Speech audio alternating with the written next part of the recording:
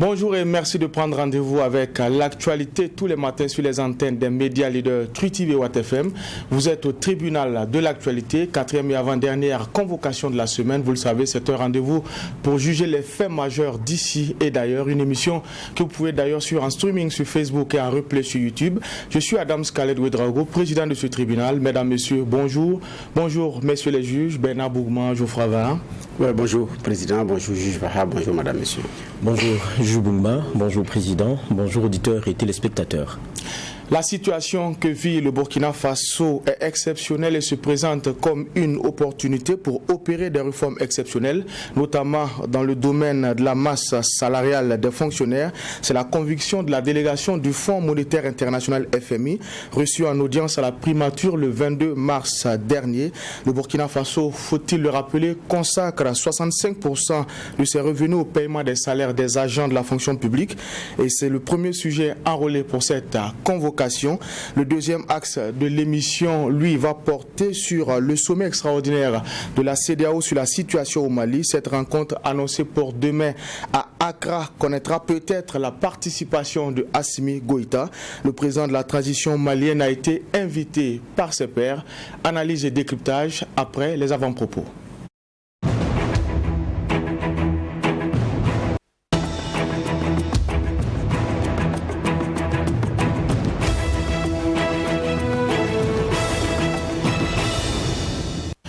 Juge Bougman, vous avez la parole. Merci, Président. Alors, mon avant-propos va concerner effectivement la mise en place de l'ALT et puis ce qui nous a été donné de voir l'identité d'une personne qui a été présentée comme avocat et qui... Il y avait déjà commencé, il y a des commentaires qui avaient déjà commencé dans ce sens, parce que certains avocats, dont Maître Birba, disaient chercher en vain qui est ce mystérieux Jacob Zongo, qui est présenté comme avocat, parce qu'il dit que dans le barreau du Burkina, lui connaît 4 Zongo, mais il ne figure pas. Et donc, effectivement, à l'installation officielle, il n'y était pas. Renseignement pris, monsieur ne serait pas sérieusement un avocat, présenté comme traducteur au niveau de Bobo Dioulasso, et puis bon, qui se présente maintenant comme quelqu'un qui est inscrit au barreau au niveau de la République du Congo. Donc quand on regarde, effectivement, on voit qu'il est inscrit dans un barreau là-bas, alors qu'en la matière, il y a des conditions à remplir.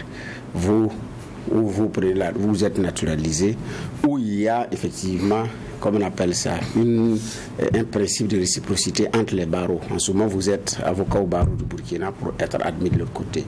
Ce qui ne semble pas être fait déjà sur ces questions de formalité administrative et autres. Donc, qui est-il réellement? Effectivement, les masques ont commencé à tomber. Et donc, il a fallu depuis que monsieur siège au titre, effectivement, comme avocat. Bon, peut-être qu'il n'est pas allé comme avocat, mais en tout cas, le profil, effectivement, c'était un avocat. Comment est-ce qu'il a pu passer les mailles jusqu'à ce qu'il soit déjà sur la liste en tant qu'avocat et près d'ailleurs, il restait sûrement l'installation officielle parce que son nom est sorti. Et je pense également qu'il n'est pas le seul qui font l'objet d'enquêtes plus poussées. Actuellement, il y a d'autres personnalités qui font l'objet d'enquêtes plus poussées dans cette affaire. C'est pourquoi certains noms qui avaient été donnés au départ dans le cercle des présidentiables, ou en tout cas à un certain niveau, ne l'ont pas été, parce que des enquêtes se poursuivent. Vivement que les enquêtes se poursuivent, mais bon, on ne sera... Dans ces conditions, c'est... En tout cas, il a failli tromper la vigilance, et surtout du chef de l'État, pour pouvoir se faire enregistrer comme député à l'ALT. C'est moi ce qui conforte ma position. Que si on cherche à satisfaire toutes les corporations issues des 21 millions d'habitants, on risque, 1, de se tromper sur la qualité des personnes, 2, de ne pas aussi avoir un travail de qualité. Je n'ai pas dit que ceux qui sont retenus sur cette liste ne fourniront pas un travail de qualité, mais à force de vouloir plaire à toutes les entités, on finit par frustrer d'autres parce que vous n'aurez pas toutes les entités qui seront représentées. Voilà que des votes se plaignent que les VDP n'y sont pas. Et deuxièmement, l'autre aspect, c'est vous allez vous accommoder à un moment donné de la qualité de certains profils pour ne pas froisser certains corps de métier. Voilà. Donc, mais bon an mal an, c'est une législature qui commence. On leur souhaite beaucoup de courage et je pense que ça c'est une bonne leçon qui nous est donnée de voir que des gens de Burkinabé aussi également sont courageux. Parfois pas dans le bon sens parce que ça relève effectivement d'un courage légendaire de pouvoir vouloir dribbler tout un pays et aller siéger dans une assemblée législative de transition pour défendre quoi encore. Merci, juge Bourma. Juge, vous avez la parole. Oui, merci Président. Moi, mon avant-propos va concerner un domaine bien précis, c'est celui de la médecine et notamment la question de l'accouchement pour être plus précis. On se rappelle qu'à Koupéla, il n'y a pas si longtemps, c'était même le mois de mars, il y a 3 personnes qui ont été déposées à la maison d'arrêt par le procureur parce que il leur est reproché une non-assistance à personne venue donc accoucher. Et quand vous regardez, l'histoire est fait un peu froid dans le dos. Je pense qu'il y a 2 sages-femmes et un maïoticien qui ont été concernés par cela.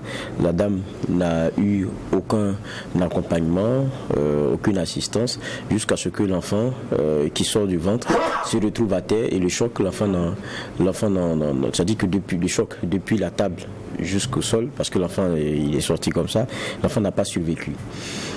Et je lisais le Faso.net aussi, et il y avait aussi le mari d'une parturiente qui a aussi décidé de partager son vécu, et cela s'est passé au département de Zungu, c'est la maternité de Paspanga, province donc du Ganzourgou. Et quand il raconte son histoire, ça fait quand même aussi, ça frustre. Je sais que les histoires en la matière sont légion. J'ai dit, c'est voilà quelqu'un qui vient avec sa femme, qui est en travail, et il arrive, il trouve 2 jeunes et une dame. Et les 2 jeunes sont ensemble en train de discuter. Il leur dit, je suis venu avec ma femme, elle est en travail et tout. Ils disent, bon, nous on est descendus. Voyez la dame de l'autre côté.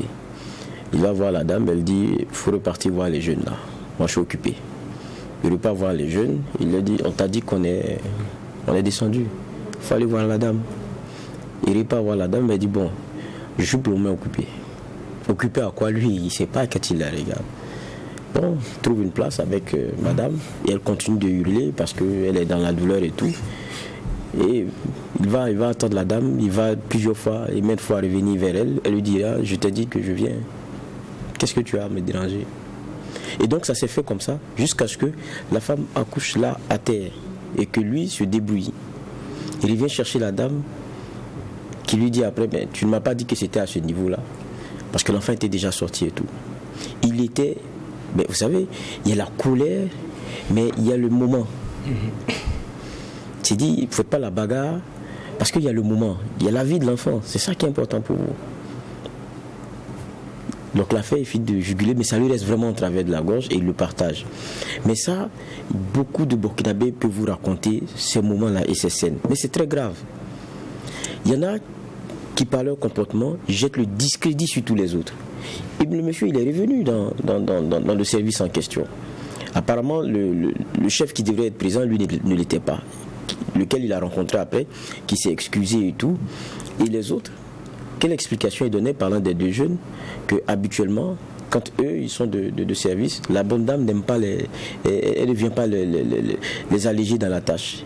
Et il raconte même qu'il y a eu une situation dans laquelle, après, l'enfant est décédé. Parce qu'il n'y avait pas elle refusait de venir porter main forte.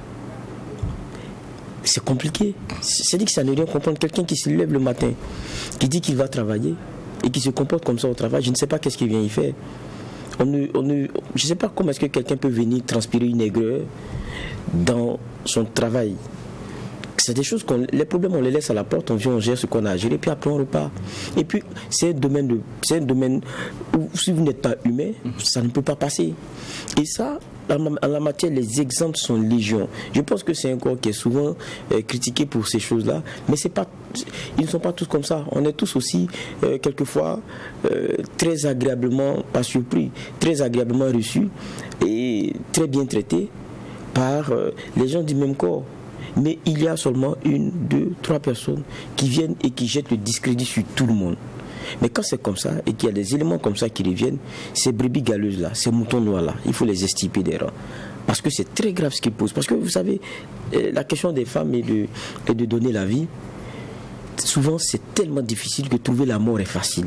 Et si, dans ces temps assez compliqués là, où tout le monde est en stress, il n'y a pas celui qui en a l'habitude, qui vient et qui est l'apporteur d'eau, qui est l'apporteur de solutions, qui est celui qui déstresse, ça sera vraiment compliqué. Et moi, je le rappelle encore comme coup de gueule. Et pour ceux qui nous écoutent, qui sont du métier et qui sont réputés être ainsi, qu'ils comprennent que ça ne doit pas continuer. Et je pense aussi que ceux qu'on connaît ici, il faut les dénoncer.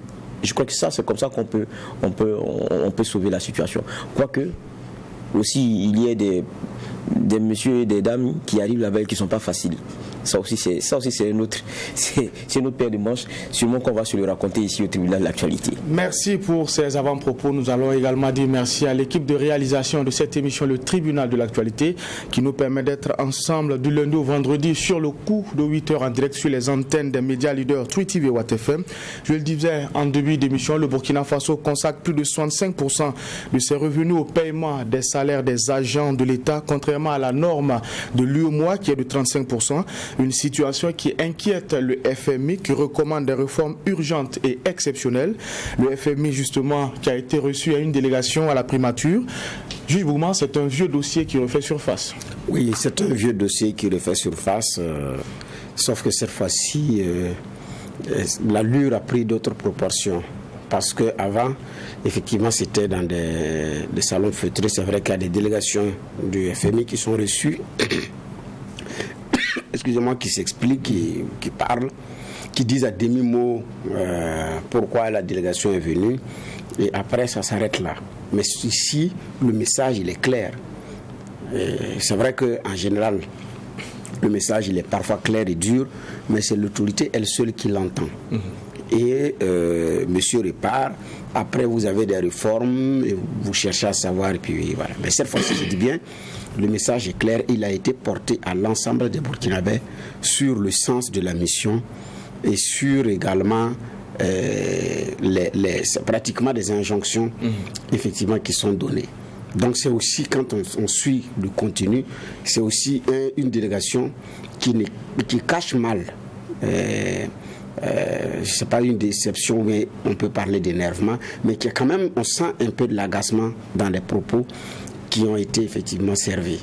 Je dis bien parce qu'à un moment donné, la délégation ne voulait plus parler au Premier ministre et voulait rencontrer le président Kaboré, compte tenu de l'urgence d'un certain nombre de choses, et porter au chef de l'État un certain nombre de conditions que le Burkina devrait pouvoir respecter en fonction des dépassements que nous avons faits par rapport aux normes UEMOA, mais aussi en fonction des réformes qui sont attendues, surtout que le fameux dossier normalisation de la rémunération, pour ne pas dire la remise à plat, à un moment donné a été abandonné, alors qu'il y a des partenaires également qui attendaient sérieusement ce dossier-là. Donc c'est un dossier qui avait été dépoussiéré et remis sur la table, donc des ministres concernés, mais étant donné aussi que le premier traitement de ce dossier-là, ces ministres-là sont sortis frustrés et certains ont pris un coup sérieux. Alors, qu'est-ce qu'il faut faire? Donc, je pense que l'un dans l'autre, c'est une mission qui était très attendue, et ces injonctions également au niveau du FMI étaient très attendues pour ceux qui sont dans le milieu économique. Parce que la situation quand même est préoccupante. D'accord. Alors, il y a des réformes qui s'imposent. Le FMI estime que ça sera à ces conditions-là qu'il va accompagner le Burkina Faso. Comme Bernard l'a dit, ça sonne comme des mises en garde, comme des injonctions. Oui, parce qu'on appartient aussi à un espace dans lequel on a convenu d'un certain nombre de principes, parce qu'on partage beaucoup d'éléments ensemble, monnaie et beaucoup d'autres choses y compris. Donc on a tous convenu de ce que quand on regarde le ratio masse salariale et recette fiscale, on devrait quand même le maintenir à 35%. Maintenant, il y a la réalité aussi des différents pays, avec la question des pressions qu'on a. Parce qu'à la vérité aussi, il ne faut pas précariser ces travailleurs. Et puis, il faut pouvoir aussi, pour ce qui est de celui qui gère, travailler à créer de la richesse. Parce que n'oublions pas que les 35%, c'est le ratio de ces dépenses-là liées au salaire sur les recettes fiscales. Donc, si vous n'êtes pas performant, c'est clair que la question des salaires, qui est à un moment donné aussi à la fois incompréhensible dans une certaine proportion, et dont les acteurs sont dans la dynamique aussi de l'amélioration de leurs conditions, vous risquez de vous retrouver pris à la gorge. Et ça, je pense que c'est la réalité aussi burkinabé. Depuis un bon bout de temps aussi, c'est vrai qu'on pourra dire que bon, on voit les points qui nous sont faits avec sur la question de nos recettes, mais quand on regarde ce qu'on concède après certaines discussions, c'est en termes d'évolution moins que proportionnel à cette évolution là des concessions faites. Donc on se retrouve forcément pris. Moi je lisais un article de l'économiste du Faso qui dénotait comment est-ce que de 2019 à 2020 on est passé à une hausse en valeur absolue de près de 42 milliards, soit 5,04% en valeur relative. Donc ça ne fait que grimper, Et on comprend évidemment les craintes qui sont celles données notamment par ces partis-là. Et je pense que le Burkina en avait pris conscience. Et il y avait même il y avait un plan qu'on avait, un plan, je pense que c'était 2020-2021, le document de programmation budgétaire et économique pluriannuel 2020-2021, il prévoyait qu'on puisse descendre petit à petit de 51,6% en 2020 à 48,7% en 2021 et puis se situer à 45,8% en 2022. Mais même ça encore, c'était encore dans les projections. Et je crois qu'avec la maladie à coronavirus, avec beaucoup d'autres éléments et la façon dont nos économies ont été sapées, et on connaît les taux de croissance, ce sont des projections qui ne tenaient plus. Mais c'est une dure réalité. Si vous êtes dans la majeure partie de ce que vous gagnez, dans choses comme on appelle ça, dans des obligations de salaire, si vous n'en avez pas assez pour pouvoir faire de l'investissement, pour pouvoir créer de la richesse. Et ça, c'est normal que cela nous soit rappelé. Maintenant, c'est à nous de trouver les solutions. Maintenant, le problème, ce sont des solutions aussi qui ne se font jamais sans fâcher. C'est ça la réalité. D'accord. Alors juste vous, quand on écoute le chef de la délégation de l'institution de Bretton Woods, le contexte il est favorable et il faut en profiter. Est-ce que vous pensez justement que les autorités burkinabées vont franchir le pas parce que, comme Juge Val a dit, c'est un dossier qui fâche et qui ne va pas passer comme lettre à la poste certainement? Oui, en fait le dossier il fâche. Je suis d'accord, comme Geoffroy l'a dit, il faut mettre les conditions pour que les travailleurs soient à l'aise. Maintenant, c'est où est-ce qu'on gagne les moyens. Alors que nous tendons beaucoup la sébile et nous prenons également nos recettes. Voilà. Donc en réalité, c'est nous. Est-ce que nous avons la capacité d'aller trouver comme on appelle ça, des ressources ailleurs sans trop tendre la sébile pour un certain nombre de choses que nous devions pouvoir prendre en charge nous-mêmes? Donc si on n'a pas pu le faire, on n'a pas ce courage-là, ça va véritablement, effectivement, comme on appelle ça, on n'a pas cette capacité, je dirais, ça va être très difficile. Mais quand il est arrivé, je dis son message est clair. Et parce que c'est même sensible. Mais d'entrée de jeu, il précise, il dit, on n'est pas là pour demander la réduction de cette masse salariale. C'est-à-dire qu'ils ne sont pas venus pour dire aux autorités burkinabées de diminuer les salaires des fonctionnaires pour équilibrer les choses. Mais qu'on indique un chemin, que cette masse salariale est en train de retrouver le chemin voulu par l'UEMOA parce que ce que l'UEMOA décide est vraiment la norme. Il faut la suivre. Ça, c'est une injonction. C'est vraiment la norme. Il faut la suivre. Il n'y a pas de répit. Puisque effectivement les normes UMOA, je pense que c'est à 35 ou 37%. C'est 35%. 35%. Nous sommes à 65%. À plus de 65%. Donc on a largement dépassé. Donc, et il faut la suivre. Et il dit, quand on consacre plus de 67%, comme on appelle, de ce qu'on gagne pour les salaires, qu'est-ce qui reste pour la sécurité? Qu'est-ce qui reste pour l'agriculture? Qu'est-ce qui reste pour l'éducation? Voilà des réformes qu'il faut engager. J'ai dit, il y a un agacement qui traduit ces injonctions. Et regardons le profil, c'est un directeur exécutif. Suppléant, oui, mais c'est un directeur exécutif. C'est-à-dire que dans le dispositif, je ne pense pas que ce soit quand même n'importe quel fonctionnaire du FMI qui tenait sa mallette et qui tenait ses propos à Ouagadougou. Donc, j'ai dit c'est une préoccupation qui était là du temps même du régime qui est tombé. Et sur ce plateau, un des ministres s'était aventuré à dire des propos pareils. Malu en a pris sur les réseaux sociaux. Parce qu'il a dit au fur et à mesure que vont les choses, il risque d'avoir blocage à un moment donné parce qu'on ne pourra pas tenir. Mais il ajoute par rapport à la situation actuelle, et je cite, il y a eu un changement. Il faut profiter de ce changement pour mettre les réformes qui étaient en jachère. Parce qu'on avait entamé des réformes qu'on n'a pas terminées. Et il dit qu'il faut remettre ça. Et il précise, il ajoute, c'est une période exceptionnelle, il faut en profiter pour faire des mesures exceptionnelles et ne pas perdre cette opportunité.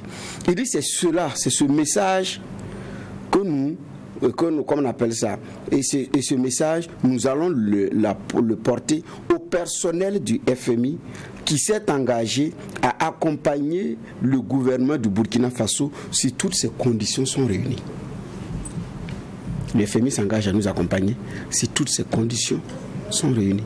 Et il dit que le message qu'il, lui, les porteurs là, il va porter ce message également au personnel. À l'ensemble du personnel. Oui, c'est ceux qui sont en poste à Ouagadougou, pour demander de suivre ça sérieusement. Et donc, c'est sûr que les ministres, c'est Glaro Abel Somé de l'économie, qui a été longtemps secrétaire général du ministère de l'économie, certainement tu connais bien le dossier.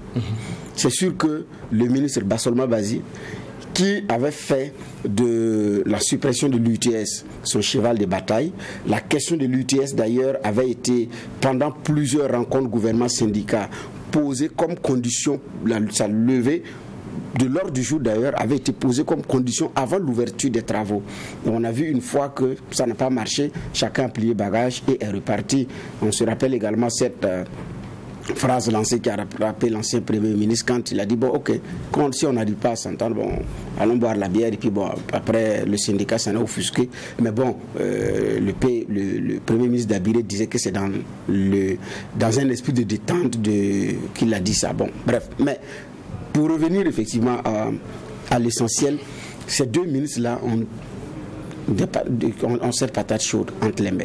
Donc, il y a un Bassolma Bazié qui s'est affiché par rapport à l'UTS, qui n'a pas porté de gants, qui est resté intraitable sur la question, qui hérite du ministère de la fonction publique aujourd'hui, avec cette doléance également, cette préoccupation des travailleurs sur la table. Va-t-il demander sa suspension? Si oui, est-ce qu'il l'obtiendra réellement en fonction de ce qu'il y a là? Sinon, qu'est-ce qui va advenir entre lui et maintenant les partenaires sociaux, maintenant qu'il est sur la brèche par rapport à ces questions-là? Donc vous prenez un gouvernement et quelqu'un quitte Washington avec sa mallette, il vient, il vous donne cela. Vous arrivez également au bureau, vos collaborateurs vous présentent un certain nombre de dossiers, vous disent voici, on est à tel niveau, mais on est arrivé au niveau où ça coince, et il faut du courage pour avancer ou pour reculer, mais on ne peut pas rester statique. Donc ces deux ministres, je dis bien, sont très attendus sur cette question, au-delà des autres membres de l'équipe gouvernementale, parce que c'est eux.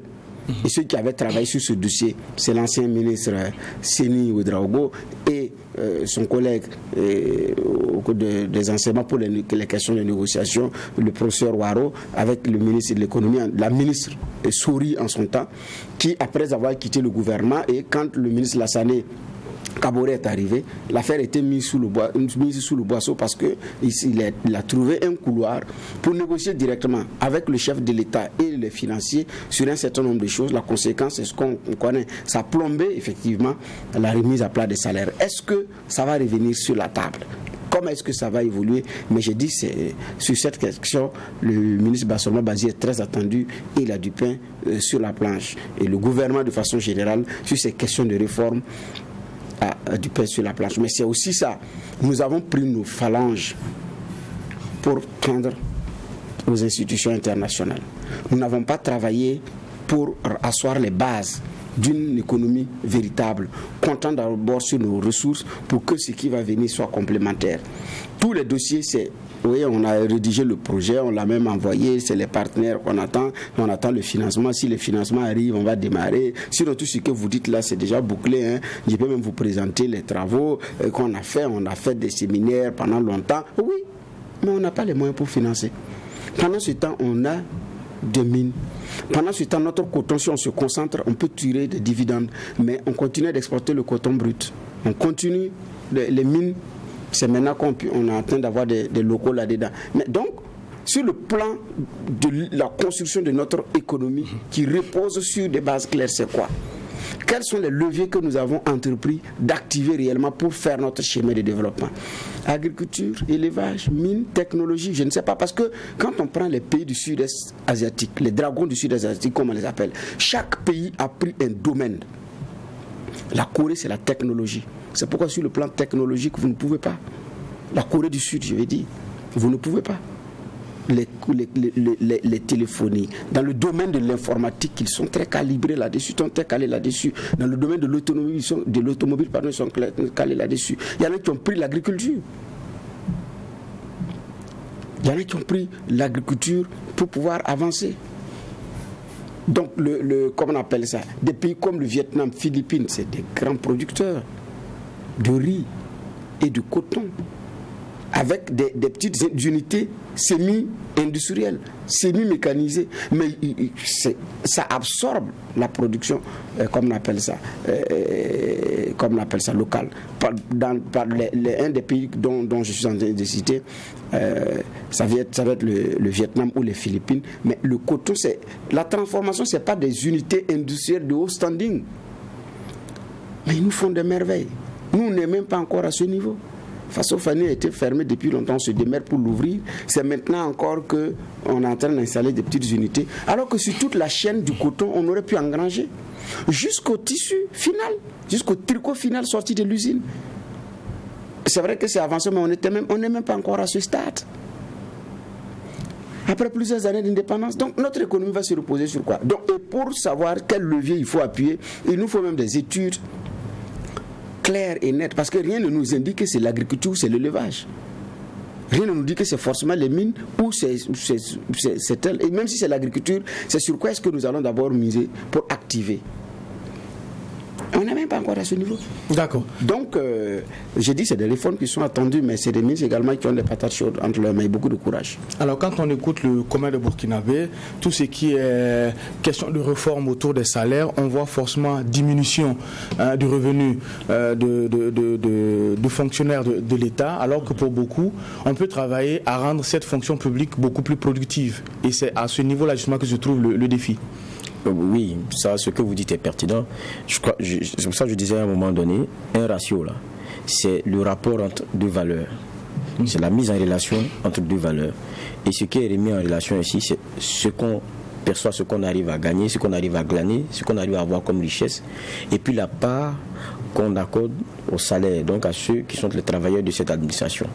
C'est de ça qu'il s'agit. Donc, soit on travaille à pouvoir bonifier nos recettes, et auquel cas ça permet d'avoir une meilleure soutenabilité pour ce qui est de ces dépenses-là, ou bien il y aura l'autre option, et ça a emporté beaucoup de ministres, ça c'est une réalité, parce que le salaire de l'agent public, ça, beaucoup savent, c'est comme un fétiche, on n'y touche pas. Tous ceux qui s'y sont essayés ont compris plus ou moins, et ça n'a pas commencé maintenant, plusieurs décennies avant, sous plusieurs régimes, c'est des choses qui ont été dans plusieurs pays. Les exemples en la matière sont légion. Mais on est face à une réalité. Maintenant, tout n'est pas forcément aussi réduction. Quand vous regardez, il y a beaucoup de mesures qui ont déjà commencé à être prises. Regardez, même sur la question des recrutements, parce que ça passe aussi par là. En quand vous prenez 2019, en termes de recrutement, je pense qu'on était autour de 11 000, un peu plus de 11 000 pour ce qui est de la fonction publique l'année. Après, quand vous prenez l'année d'après, on est descendu autour de 6 600. Et l'année suivante, donc 2021, c'est-à-dire 2019, 2020, 2021, on est descendu aux environs de 5 800. Parce que ils ont compris qu'il faut commencer à recruter sur les postes clés. on a aussi, et c'est ça aussi la triste réalité, voulu que l'État et sa fonction publique soit celui qui résorbe tous nos diplômés, tous ceux qui sortent de nos écoles. On n'a pas pensé qu'il y a un secteur privé qu'il faut mettre à l'aise, il y a un écosystème sur lequel on doit travailler pour qu'il y ait un entrepreneuriat qui se crée, qui survive et même plus, et qui aspire à apporter quelque chose d'intéressant à une économie dans sa construction. C'est ça la réalité. Et aujourd'hui, la plupart des gens qui finissent, ils vont passer des concours et des concours. Chaque année, ils passent des concours et des concours parce que c'est dans cette fonction publique qu'ils ont la meilleure sécurité, le salaire garanti et un certain nombre d'éléments. Maintenant aussi, il y a, et c'est ça la réalité aussi que tout cela nous donne à voir. Il y a qu'il faut une fonction publique plus productive, plus efficiente. Pas avec des agents qui travaillent 2-3 heures par jour, où on justifie son salaire et puis on est parti.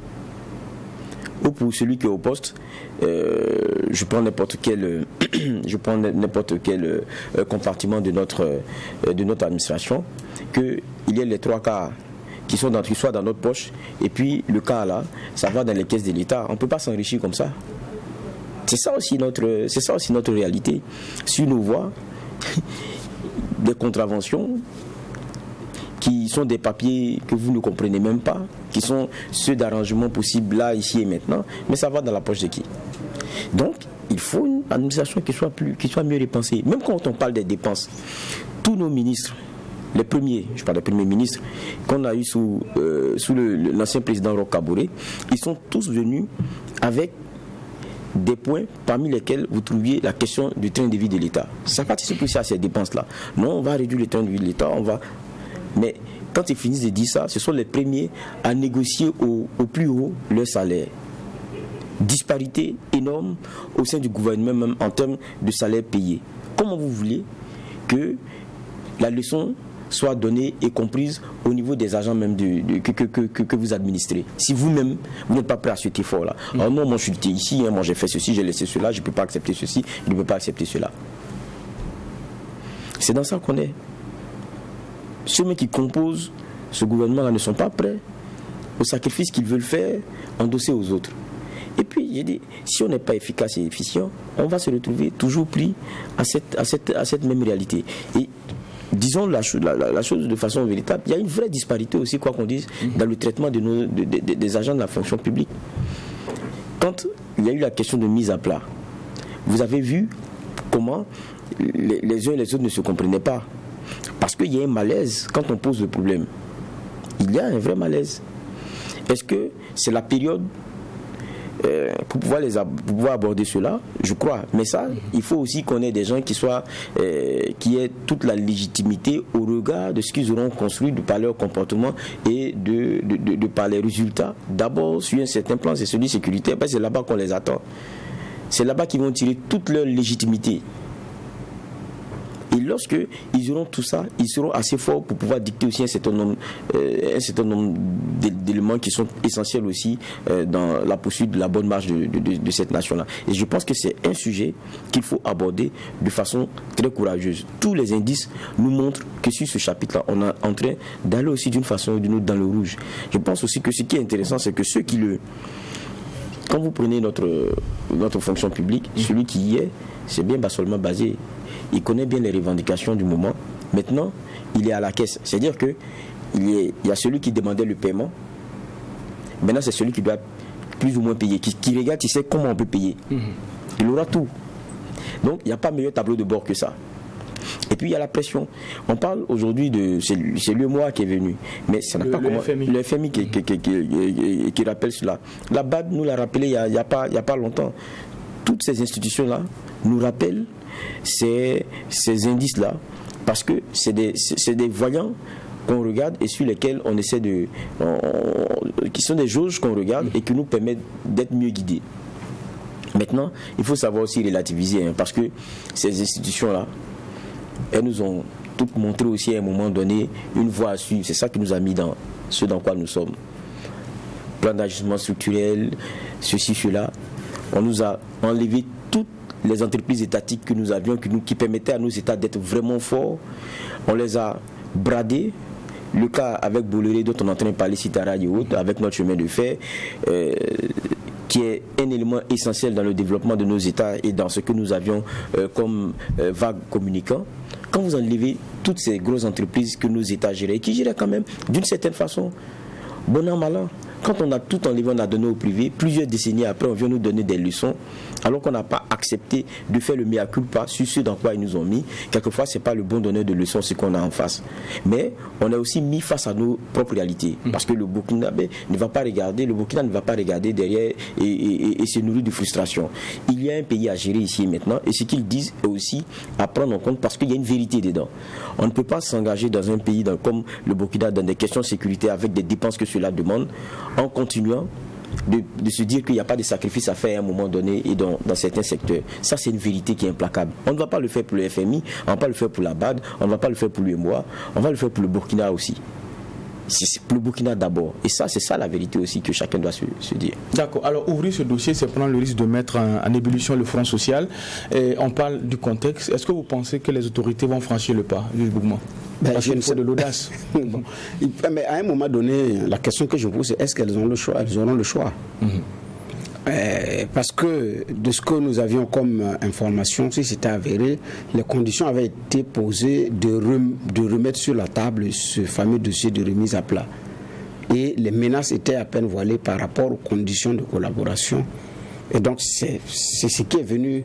Parce qu'il y a des projets qui devaient être signés et pour qu'on ait de l'argent, mais ces institutions de Bretton Woods avaient commencé à poser cela comme condition avant d'accéder à d'autres requêtes.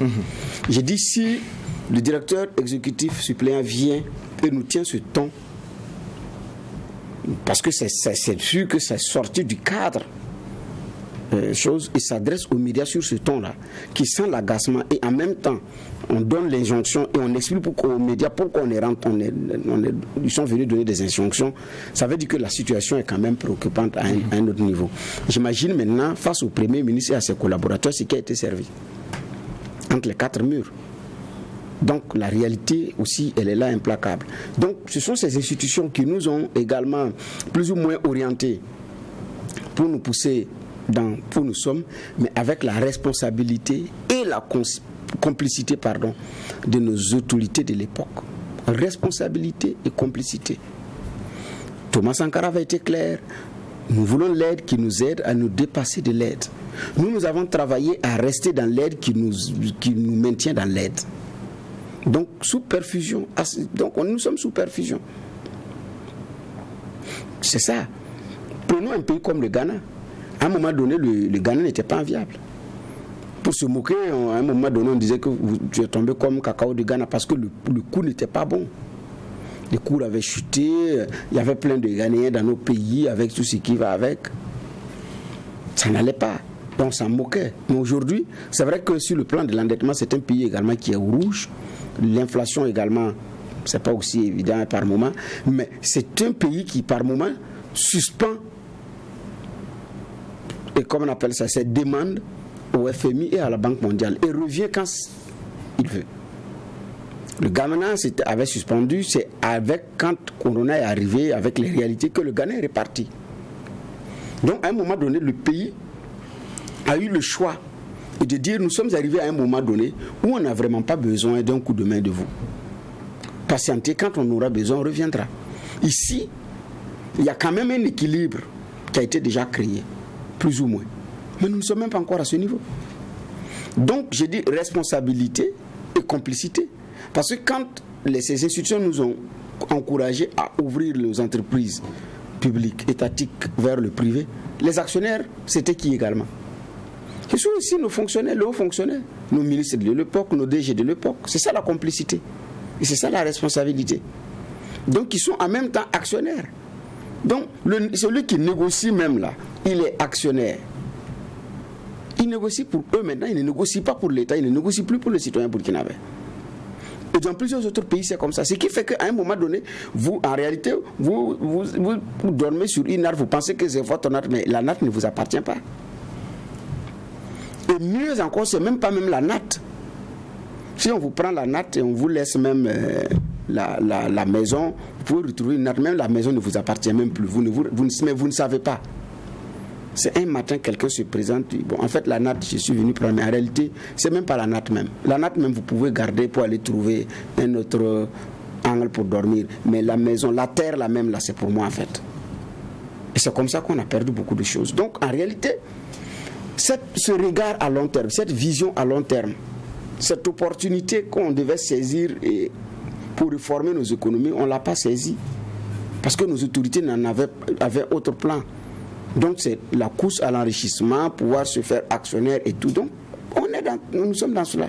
Donc ici, s'il faut reprocher ces injonctions-là faites à un État, il faut également reconnaître qu'à un moment donné, nos autorités ont manqué de vision et de courage. Et ça, il faut le dire, l'assumer. Mais à partir de ce moment-là, on fait quoi? C'est ça l'intérêt. À partir de ce moment, dès qu'on a pris conscience, qu'est-ce qu'on fait maintenant pour avancer? Donc, je pense que ça, c'est un travail de fond à faire sur la promotion du contenu local, le local content, sur la promotion du consommant ce que nous produisons et produisons ce que nous consommons d'abord. C'est d'abord ça peut terminer les produits vivriers ivoiriens. Tout récemment, la Côte d'Ivoire a posé la condition. C'est soumis maintenant à autorisation. Sinon, vous n'exportez plus certains produits vivriers, y compris la loco tant prisée par les pays sahéliens. Mais c'est une grosse part de l'économie ivoirienne, c'est un grand pan. Parce qu'il y a en termes de coûts, il y a beaucoup qui achètent et qui vendent aux pays sahéliens. Il y en a qui ne vivent d'ailleurs que de cette chaîne. Voilà. Mais la Côte d'Ivoire sait, elle est consciente, mais elle dit d'abord privilégions. Donc c'est des choix à un moment donné à faire. Mais est-ce que nous aussi, on a sur les céréales, on a pris des mesures. Mais c'est parce qu'à un moment donné, c'est compliqué. Donc on réfléchit pour le long terme. Mais je ne pense pas que nous soyons là-bas. Nous sommes dans le quotidien. Et un Premier ministre a osé nous dire un jour qu'au Burkina, tout est prioritaire. Quand tout est prioritaire, il n'y a plus de priorité. Puisque vous ne savez même plus par quoi commencer. Merci. Juge Bouma, nous allons passer au deuxième sujet qui a trait, en tout cas au sommet extraordinaire sur la situation politique au Mali. Un sommet de la CEDEAO qui justement a pour fait majeur l'invitation de Assimi Goïta, qui a été invité par ses pairs à prendre part à cette rencontre-là. Juge Va, c'est une main tendue de la CEDEAO au regard de ce qu'on a vu lors de la rencontre avec le médiateur qui n'a pas abouti à un accord. Non, moi je ne vois même pas la main tendue. Vous savez, on ne peut pas faire le diagnostic d'un malade en son absence. Vous allez prélever quoi? Vous allez entendre quoi? Vous allez écouter quoi? C'est un peu difficile. Donc c'est le retour à l'ordre normal des choses. C'est une CEDEAO qui a bandé les muscles, qui a utilisé tout l'arsenal dont il disposait et qui est obligé de revenir à la raison. C'est comme ça que moi je conçois la chose, et de discuter de façon plus posée avec un Mali qui a une réalité plus complexe qu'ils ne veulent le croire. Je parle de la CEDEAO. Je pense que c'est ça la triste réalité. Il y a un Mali qui, sur la guerre et dans le temps, quand je parle de guerre, c'est pas le théâtre des opérations militaires et tout, communication, diplomatie et autres, a su petit à petit se faire respecter et a su faire entendre raison à une CEDEAO qui jusque-là donnait l'impression soit de ne pas vouloir comprendre les choses, soit de se positionner plutôt en alignement par rapport à des intérêts et que chacun est en train de découvrir petit à petit. Sinon, on ne peut pas comprendre. Ils sont allés avec le Mali à ce qu'on avait comme d'extrême en matière de mesures capables dans notre espace. Ils ont pensé à un moment donné que l'asphyxie là, ça allait obliger le Malien à un moment donné à changer son regard sur le militaire au pouvoir et de lui dire tu es le problème en fait et donc il faut que tu partes. Mais ils se rendent compte que ce n'est pas ça. Est-ce que vous entendez au Mali qu'on ne paie pas les salaires? C'est vrai, le Mali souffre d'une certaine façon. Et c'est pour cela aussi qu'il y a des autorités qui sont sensibles à cela et qui voient les choses venir parce que ça ne sera pas tenable sur le long terme. Mais il y a aussi qu'il y a une réalité en interne qu'il fasse comprendre aux autres. Le Mali a sa complexité. Ce qui a fait partir Ibeka, ce qui l'a fait descendre, c'est la question sécuritaire. C'est un pays qui à pratiquement 80% ne maîtrise pas son territoire. Vous voulez l'y amener de force à des élections parce qu'on est dans une démocratie élective. Mais ça sera un perpétuel recommencement. Il faut accepter qu'il y a une réalité qui est particulière au Mali. Et donc, vos histoires de 1 an, 6 mois, ça ne peut pas prospérer. Parce qu'il y a des objectifs. Parce qu'une transition, c'est quoi? C'est ce qu'on met dedans. La durée d'une transition, ce qui fait la durée d'une transition, c'est ce qu'on met dedans, en termes d'objectifs. On a tenté, nous, ici, des élections. Ça nous a mené où? Donc, ce n'est pas l'élection la solution. Ce n'est pas l'élection la panacée. Il y a des éléments plus forts que ça. Si ce n'est pas réglé au Mali, on aura des élections et on reviendra encore avec des militaires. Je pense que c'est le message qu'ils ont donné à la CEDEAO qui ne voulait pas l'écouter. Et aujourd'hui, elle est obligée de venir l'écouter. Il y a quand même un Mali qui a dit on fera une transition de 4 ans. Après, ils sont descendus. Aujourd'hui, on a une proposition de 2 ans. Pour une question de 6 mois, on est en train de tirailler. Je pense qu'il y a une CEDEAO qui est aussi fatiguée. Parce que les mêmes États qui le composent, si il est vrai que dans l'échelle des valeurs, il y a un Mali qui souffre un peu plus, mais les autres aussi en souffrent, parce qu'ils commercent. Parce qu'il y a des vases communicants dans nos économies. On en parlait même sur la question sur la Côte d'Ivoire avec les incidences qu'il y avait. Et ça, la partie ivoirienne même le reconnaissait dans certains secteurs de son économie. Donc, on est tous liés. Il faudrait accompagner le Mali dans ce dans quoi il est. Ce n'est pas un boulevard qu'il faut donner à Assimi Goïta et à ses hommes, mais c'est être réaliste aussi sur les problèmes du moment et se dire il faut accorder quand même une durée qui soit acceptable parce qu'il y a d'abord le défi sécuritaire et il y a ensuite la question des élections qu'il faille déployer. Et je pense que c'est maintenant qu'ils vont commencer à discuter parce que depuis c'était un dialogue de sourds. Il y avait une CEDEAO qui était dans un monologue. Et je pense que maintenant, un vrai dialogue va commencer à s'instaurer. Et je crois que dans ce qui est en train de se passer, pour moi, c'est Goïta et ses amis. Je n'ai pas dit qu'ils ont gagné, mais qui ont marqué un bon point. D'accord. Alors, après de lourdes sanctions, la CEDEAO qui décide de passer à un autre palier au niveau de la négociation et qui invite les autorités maliennes, notamment Assimi Goïta, à prendre part à ce sommet extraordinaire qui va se tenir demain à Accra. Alors, ça a surpris plus d'un et certains estiment que le président malien ne doit pas prendre part. Est-ce que c'est également votre lecture? Est-ce qu'il faut de la prudence à avoir à cette main tendue par la CEDEAO? Bon, je ne sais pas s'il faut y aller ou pas, mais ça dépend du contenu du message. C'est sûr qu'actuellement, Assimi Goïta sait de quoi il s'agit comme contenu de message, parce qu'en général, c'est les rencontres qui sont préparées avec les experts et tout. Ça intervient également après le départ du représentant Goodluck Jonathan, qui n'a pas pu obtenir le rapprochement des positions par rapport à la date des élections. Je me dis que cette rencontre se tient face à face entre Assimi Goïta et ses pairs, et c'est sûr que c'est une ultime rencontre et qui va décider et définir la suite. Parce que l'asphyxie du Mali immédiate n'a pas eu lieu, même si le Mali va en souffrir. C'était pas dans les délais qui avaient été donnés quand on écoutait les économistes, parce que vous avez un pays comme la Guinée, comme la Mauritanie et comme l'Algérie qui sont venus en appui à Bamako, sans oublier maintenant les autres puissances hors de cette sous-région, que sont la Turquie, que sont la Chine, que sont la Russie, qui prêtent main forte également au Mali de Modibo Keïta.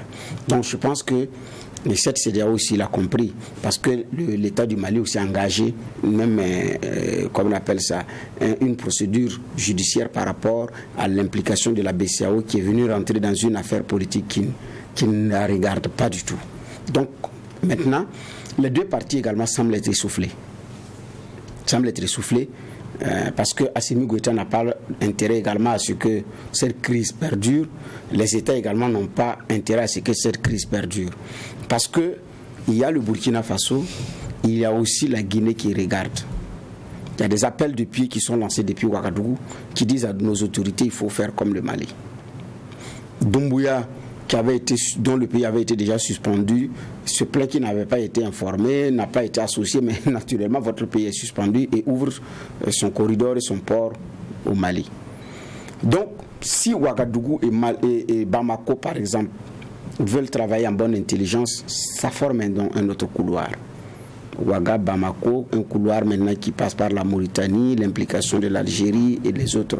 Sans oublier également que sur le plan de la coopération, nous avons des coopérations avec les mêmes États qui soutiennent également le Mali, que ce soit la Turquie, que ce soit la Russie, alors que cela peut être poussé à un autre niveau, ou que ce soit avec la Chine.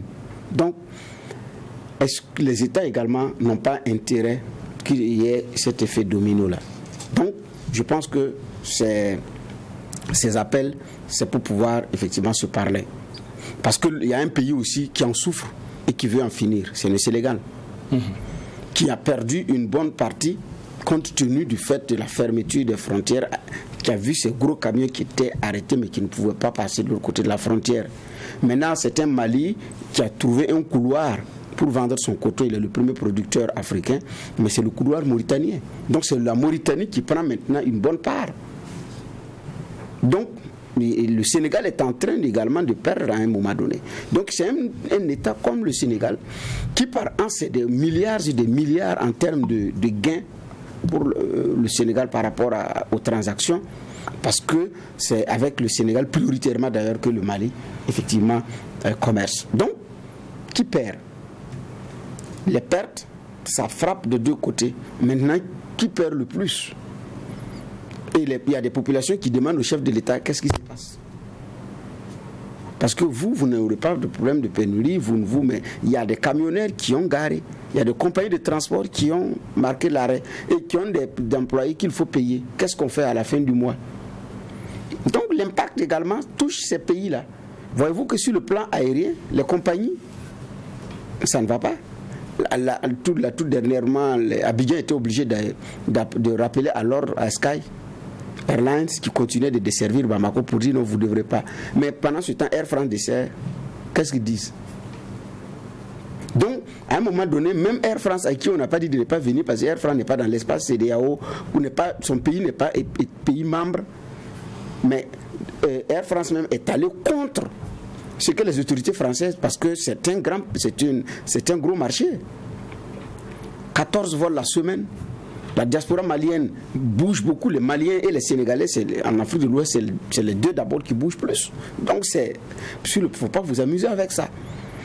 Maintenant, je pense que cette leçon aussi, les pays de la CEDEAO l'ont compris et veulent en sortir. Maintenant, je dis c'est l'ultime rencontre. Qu'est-ce qu'ils vont se dire? Est-ce que Bamako finalement va se plier aux injonctions ou Bamako va trouver une date qui plaise à tout le monde? Les 24 mois ayant été refusés, est-ce qu'ils auront maintenant 12 mois, 6 mois, ou bien il faut négocier, comme on appelle ça, à défaut d'avoir 24 mois, 18 mois, je ne sais pas comment est-ce qu'il faut négocier, mais c'est un Mali aussi qui est en train de la réalité aussi, il y a un essoufflement qui ne dit pas son nom, et il y aura une flambée des prix, une demande forte des produits de première nécessité avec le temps du carême musulman également qui s'annonce. Donc, il y a ces réalités-là également à mettre sur la balance, mais c'est Assimi Goïta aussi qui a chaud entre griffes parce que c'est la réalité du quotidien.